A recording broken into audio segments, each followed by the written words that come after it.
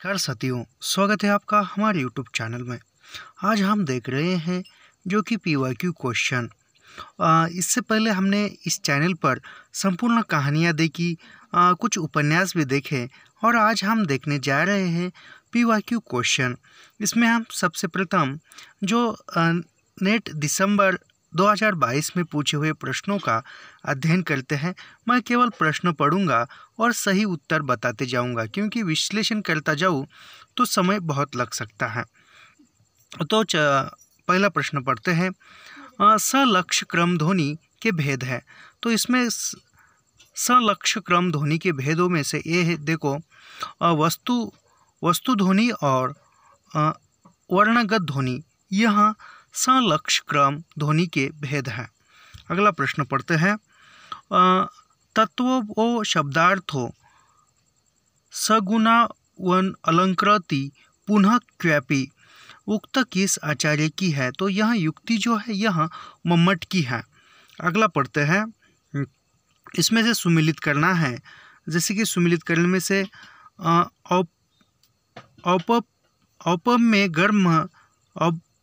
औपम्य गर्भ यह जो है यह व्यक्तिरेख से संबंधित है। सादृश्य मूलक यह उत्प्रेक्षा अलंकार है।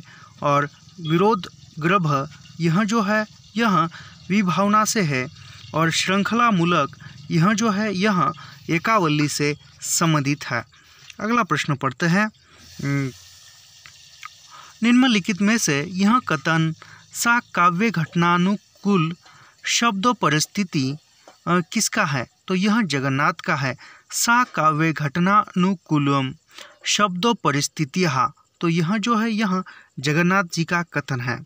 अगला प्रश्न पढ़ते हैं। यह भी कथन दिया हुआ है, नहीं, यह कौन सा अलंकार है पहचानना है। तो पढ़ते हैं। पहले घन आनंद सींची सुजान कही, बीतिया जाति प्यार पगी, अब लाए वियोग ली लाए बलाए बढ़ाए, बीसासी दगानी दगी, आँखियाँ दुखियानी कुबानी परी, न कहू लगे कौन घरी सू लगी, मती दौरी थकी न लहे ठीक है कौर, अमोही के मोह मिटास ठगी। तो इसमें जो है इसमें इस सवैयों में लाए में कौन सा अलंकार है? तो इसमें यमक अलंकार है। अगला प्रश्न पढ़ते हैं। निम्नलिखित में से कौन सा शब्द वाक्यार्थ के लिए प्रयुक्त नहीं होता है? तो वाक्यार्थ के लिए अनन्यार्थ यह जो है यह शब्द प्रयुक्त नहीं होता है। अगला प्रश्न पढ़ते हैं। शब्द व्यंजना के प्रकार है। तो शब्द व्यंजना के प्रकारों में लक्षणामूल यह एक प्रकार शाब्दी व्यंजना का है।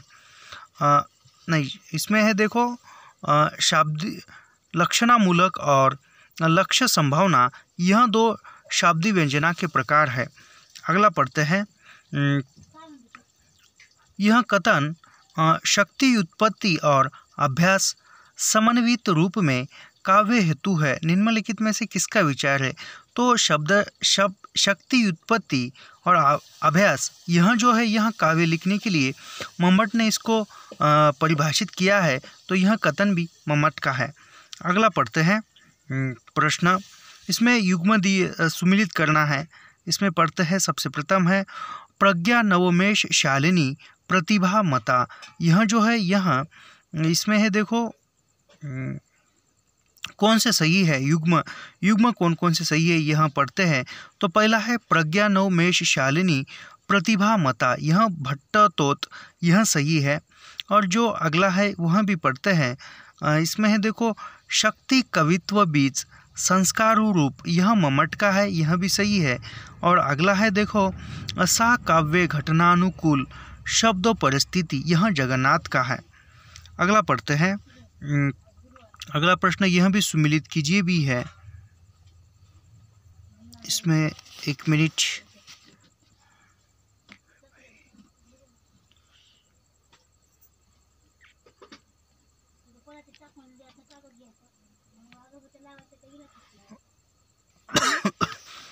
अगला प्रश्न पढ़ते हैं। निम्नलिखित आचार्यों के बीच कौन सा कालक्रम सही है? तो निम्नलिखित आचार्यों का सही कालक्रम पहचानना है। इसमें है देखो, सबसे प्रथम भट्टनायक, विश्वनाथ, कुंतक और जगन्नाथ, यह क्रम सही है। अगला पढ़ते हैं, रस सूत्र के व्याख्याकारों का सही अनुक्रम क्या है? तो रस सूत्र की जिन्होंने व्याख्या की है उसमें से सर्वप्रथम रस सूत्र की व्याख्या भट्ट ललोट ने की है, उसके बाद शंकुक ने, और फिर भट्टनायक, और उसके बाद अभिनव गुप्त ने यह क्रम ध्यान रखिए। अगला प्रश्न पढ़ते हैं, निम्नलिखित काव्यशास्त्रीय ग्रंथों का सही अनुक्रम कौन सा है? तो इसमें से सही अनुक्रम है देखो, काव्यानुशासन, साहित्य दर्पण, रस मंजरी, रस गंगाधर, यह जो है काव्यशास्त्रीय ग्रंथों का सही अनुक्रम है। अगला प्रश्न पढ़ते हैं, सुमिलित कीजिए। जैसे कि भट्ट ललोट का उत्पत्तिवाद है, शंकुक का अनुमितिवाद है, और भट्टनायक का मुक्तिवाद है, और अभिनव गुप्त का अभिव्यक्तिवाद है। अगला प्रश्न पढ़ते हैं, निम्नलिखित काव्यशास्त्रीय ग्रंथों का सही अनुक्रम क्या है? तो इसमें से सही अनुक्रम पहचानना है। काव्य अलंकार सूत्र, ध्वन्यालोक और रस गंगाधर, यह क्रम सही है। अगला पढ़ते हैं प्रश्न, यह अगला सुमिलित कीजिए। जैसे कि शब्दार्थो सहितो काव्यम, यह जो है यह युक्ति भामकी है। तद्दोषो शब्दार्थो सगुणावलंकृति पुनः क्लॉपी, यह जो है यह मम्मट का है। और उसके बाद रमणीयार्थ प्रतिवादकता शब्द काव्यम, यह जो है यह विश्वनाथ का है। और अंतिमतः काव्य रसात्मक काव्यम, तो यह जो है यह है देखो, यह विश्वनाथ का है। और रमणीयार्थ प्रतिवाद शब्द काव्यम, यह जो है यह पंडित राज जगन्नाथ का जी का है। अगला प्रश्न पढ़ते हैं, उद्धृत वक्रोक्ति को अलंकार मानते हैं, इसे अलंकार किसने माना है? रुद्रट जो है वह वक्रोक्ति को शब्द अलंकार मानते हैं, लेकिन अलंकार वक्रोक्ति को किसने माना है? तो वामन ने माना है। अगला प्रश्न पढ़ते हैं, काव्य शास्त्र के इन ग्रंथों को रचनाकारों के साथ सुमिलित कीजिए कि कौन सा ग्रंथ किसने लिखा है। जैसे कि ध्वन्यालोक, यह जो ग्रंथ है यह आनंदवर्धन ने लिखा है। साहित्य दर्पण, यह आचार्य विश्वनाथ का है। और रस गंगाधर, यह पंडित राज जगन्नाथ का है। और काव्य प्रकाश, यह मम्मट का है। अगला प्रश्न पढ़ते हैं, इसमें से कथन है और वह कथनों के साथ किस विद्वान का कथन है वह सुमिलित करना है। वह आदमी नहीं हैवान है, यह जो कथन है यह अपहनुति का है। और अगला है, वे तो मानो देवता है, तो यह उत्प्रेक्षा अलंकार का है। कही, अगला कथन है, यही उसकी चाल तो नहीं है, यह तो है यह भ्रांतिमान अलंकार का है। आप तो साक्षात इंद्र है, यह रूपक अलंकार है। अगला है, सुमिलित कीजिए। जैसे कि मुख नहीं चंद्रमा है, यह अपनुति अलंकार है। मुख तो चंद्र ही है, यह रूपक अलंकार है। मुख देखकर चांद का आभास हुआ, यह भ्रांतिमान है। और मुख है कि चांद, यह संदेह है। अगला प्रश्न पढ़ते हैं, निम्नलिखित वर्गों में कालक्रमानुसार आचार्यों का कौन सा क्रम सही है? तो इसमें से है देखो, सबसे प्रथम भामह, दंडी, आनंदवर्धन और मम्मट, यह क्रम सही है। अगला पढ़ते हैं, निम्नलिखित काव्य लक्षणों का उनके प्रतीकार्थों के साथ सुमिलित कीजिए। तो इसमें से प्रतीकार्थ क्या निकलते हैं? शब्दार्थ सवितो काव्यम, यह जो उक्ति की है यह भामह ने की है। नून शब्दार्थो काव्यम, यह जो है यह दंडी ने कहा है। शब्दार्थो संहितो वक्र कवि व्यापार शालिनी, यह जो है यह कुंतक ने कहा है। और वाक्य रसात्मक काव्यम, यह जो है यह विश्वनाथ ने की हुई उक्ति है। अगला है, सुमिलित कीजिए। इसमें अनुमतिवाद के प्रवर्तक जो है आचार्य शंकुक है। और उत्पत्तिवाद के प्रवर्तक जो है वह है भट्ट ललोट, और सादरीकरण जो है भट्ट नायक का है, और अभिव्यक्तिवाद यह अभिनव गुप्त का है। अगला प्रश्न पढ़ते हैं, निम्नलिखित आचार्यों का काल क्रमानुसार सही अनुक्रम लिखिए। तो इसमें से है सबसे प्रथम भामह, कुंतक, रूप गोस्वामी और पंडित राज जगन्नाथ, यह क्रम सही है। अगला प्रश्न पढ़ते हैं,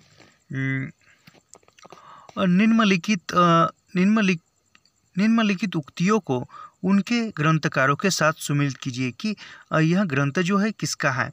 जैसे कि सौंदर्य मंगलाकार यह कालिदास का है। काव्य रसात्मक काव्यम, यह जो उक्ति है यह पंडित राज जगन्नाथ की है। और वागार्थ संपर्वर्ते वागार्थ प्रतिपते, यह जो है यह विश्वनाथ का है। और रमणीयार्थ प्रतिपादक शब्दः काव्यम, यह जो है यह वामन का है। अगला प्रश्न पढ़ता है, निम्नलिखित ग्रंथों को उनके आचार्यों के साथ सुमिलित कीजिए। जैसे कि ध्वन्यालोक जो है भामह का है। जैसे कि रिपीट प्रश्न हो रहे, ये हम अभी 2010 का प्रश्न पत्र के अंदर से देख रहे हैं। इसके पहले हमने लगभग 2005 से हम देख रहे हैं। ध्वन्यालोक यह जो ग्रंथ है यह भामह का है। काव्यालंकार यह विश्वनाथ का है। काव्य प्रकाश यह आनंदवर्धन का है। काव्यानुशासन यह हेमचंद्र का है। अगला प्रश्न पढ़ते हैं, इसमें इनमें से कौन रससूत्र का व्याख्याता नहीं है। तो रससूत्र का व्याख्याता वामन नहीं है। बाकी ने रससूत्र की व्याख्या शंकुक की है, भट्ट ललोट ने भी की है और अभिनव गुप्त ने की है, लेकिन वामन ने रससूत्र की व्याख्या नहीं की है। अगला प्रश्न पढ़ते हैं, निम्नलिखित उक्तियों को उनके ग्रंथकारों के साथ सुमिलित कीजिए। यानी यह जो उक्ति दी हुई है, कथन कहा जाए तो कथन यह किसका है या किसने कौन सी उक्ति की है, सुमिलित करना है। तद्दोषो शब्दार्थो सगुणावली अलंकृति पुनः क्लॉपी, यह जो है यह मम्मट का है। प्रज्ञान वन ओ में शालिनी प्रतिभा मत, यह जो है यह भट्टतोत का है। और अगला देखते हैं, न कांतपपि निर्भूष विभाति वनिता मुखम, यह जो है यह भामह का है।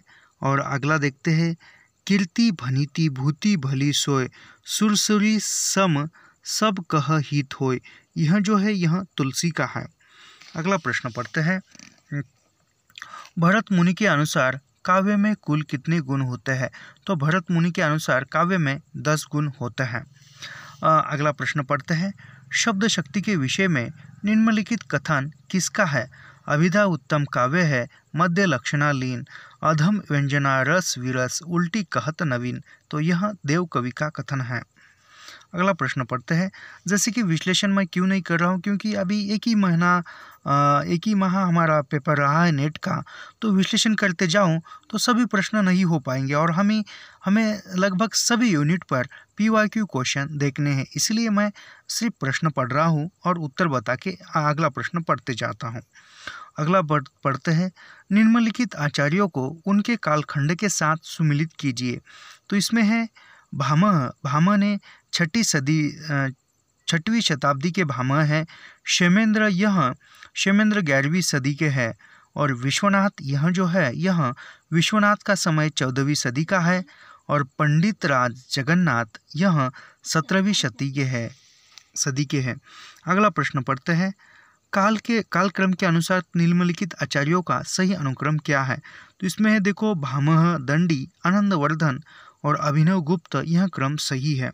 अगला प्रश्न पढ़ते हैं, निम्नलिखित अवधारणाओं के साथ उनके संस्थापक को सुमिलित कीजिए। तो इसमें से है देखो, सहृदय की जो स्थापना है यह स्थापना आनंदवर्धन ने की है।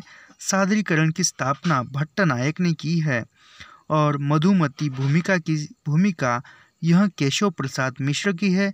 और अर्थलय की लय यह जगदीश गुप्त जी का है। अगला प्रश्न पढ़ते हैं, वक्रोक्ति संप्रदाय के विरोधी आचार्य विश्वनाथ है। जो वक्रोक्ति संप्रदाय था उसके विरोध में खड़े हुए जो आचार्य थे उसमें से विश्वनाथ थे। लेकिन वक्रोक्ति जो संप्रदाय है उस संप्रदाय को समर्थन भामा ने दिया, रुद्रट ने दिया, मम्मट ने दिया, लेकिन विश्वनाथ यह उसके विरोध में खड़े थे। अगला प्रश्न पढ़ते हैं। निम्नलिखित आलोचना ग्रंथों को उनके लेखकों के साथ सुमेलित कीजिए। जो कि आलोचना ग्रंथ है, श्रृंगार प्रकाश यह अप्पय दीक्षित का है, उक्ति विवेक यह महिम भट्ट का है, और चित्रमीमांसा यह मैं फिर से पढ़ता हूँ। श्रृंगार प्रकाश यह भोज का है, व्यक्ति योग यह मम्मट का है, और चित्रमीमांसा यह अप्पय दीक्षित का है, और रस मंजरी यह भानुदत्त का है। अगला पढ़ते हैं। नाट्य शास्त्र से संबंधित निम्नलिखित ग्रंथों का सही अनुक्रम। जो नाट्य शास्त्र से संबंधित निम्नलिखित ग्रंथ है उसमें से सबसे प्रथम आता है अभिनव भारती, दश रूपक, नाट्य दर्पण और भाव प्रकाश। अगला प्रश्न पढ़ते हैं। काल के अनुसार निम्नलिखित आचार्यों का सही अनुक्रम है। इसमें है वामन, भोजराज, रूपक और विश्वनाथ। अगला प्रश्न है वही सुमिलित ग्रंथों का कालक्रम है। काव्यदर्श, ध्वन्यालोक, काव्य प्रकाश, साहित्य दर्पण। अगला है प्रश्न, काव्य हेतुओं में व्युत्पत्ति का सही अर्थ है। तो काव्य हेतुओं में जो व्युत्पत्ति बताई गई है, व्युत्पत्ति का अर्थ शब्द ज्ञान होता है। अगला प्रश्न है, काव्य गुणों के प्रतिष्ठापक आचार्य। तो काव्य गुण जो है काव्य गुण बताए हैं जो दंडी ने बताए हैं। अगला है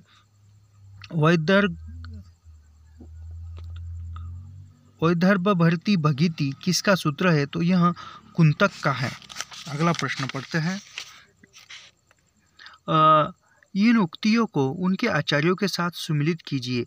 तो यह है देखो, शब्दार्थ शरीर तावत काव्यम, यह जो उक्ति है यह आनंदवर्धन की है। काव्य ग्राह्यम अलंकारतः, यह जो है यह उक्ति वामन की है। और अगला प्रश्न है, अगला कथन है मुखार्थ हति दोष, यह है देखो मम्मट का। और करोति कीर्ति प्रीति च साधु काव्यम निबंधम, यह भामा ने कहा हुआ है। अगला प्रश्न पढ़ते हैं, यह भी सुमिलित कीजिए है। तो इसमें है देखो, मैं पढ़ता हूँ। द्रत ऊर्झत टूटत कुटुम जूरत चतुर्चित प्रीति परति गांठ दुर्जन ही ये दई नई यह रीति। यह जो है यह असंगति है, असंगति का अलंकार है। चंचल अचल सा नीलांबर, यह जो है यह उपमा अलंकार है।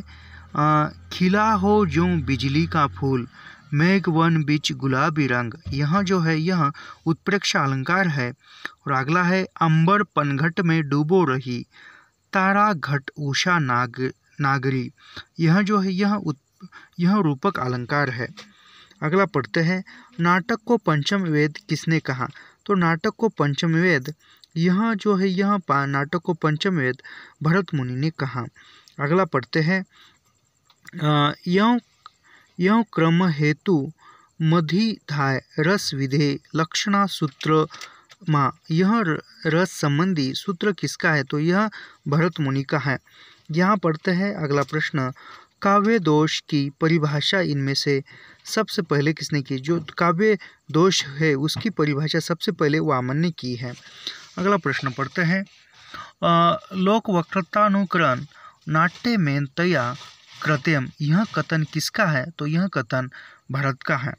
अगला प्रश्न पढ़ते हैं। काव्य तु जायते जातु कस्यचित् प्रतिभावत, यह उक्ति किसकी है। तो यह उद्भट की उक्ति है। अगला प्रश्न पढ़ते हैं। औचित्य रसिद्धे स्थिर काव्य से जीवितम, यह उक्ति जो है यह उक्ति है देखो, यह उक्ति आनंदवर्धन की होगी। अगला प्रश्न पढ़ते हैं। स्वरभंग किस प्रकार का अनुभाव है। तो स्वरभंग जो है यह सांत्विक अनुभाव है। श्लेष अलंकार कितने प्रकार का होता है। तो शेष अलंकार श्लेष अलंकार 5 प्रकार का होता है। यह अभी जून 2023 में भी पूछा गया था कि श्लेष अलंकार कितने प्रकार का है? तो 5। निम्नलिखित में से कौन सा श्रृंखला मूलक अलंकार नहीं है? तो श्रृंखला मूलक माला दीपक अलंकार श्रृंखला मूलक में नहीं आता। अगला प्रश्न पढ़ते हैं, जैसे कि भरत ने रस दंडी का अलंकार है और वामन ने रीति बताई है, आनंदवर्धन ने ध्वनि बताई हुई है। अगला प्रश्न पढ़ते हैं। तो मेरे ख्याल से आज की वीडियो में इतना ही। मिलते हैं अगले वीडियो में। ऐसे ही PYQ क्वेश्चनों का अध्ययन करने के लिए हमारे चैनल को सब्सक्राइब कीजिए, लाइक कीजिए और शेयर करना मत भूलिए। मिलते हैं अगले वीडियो में। धन्यवाद।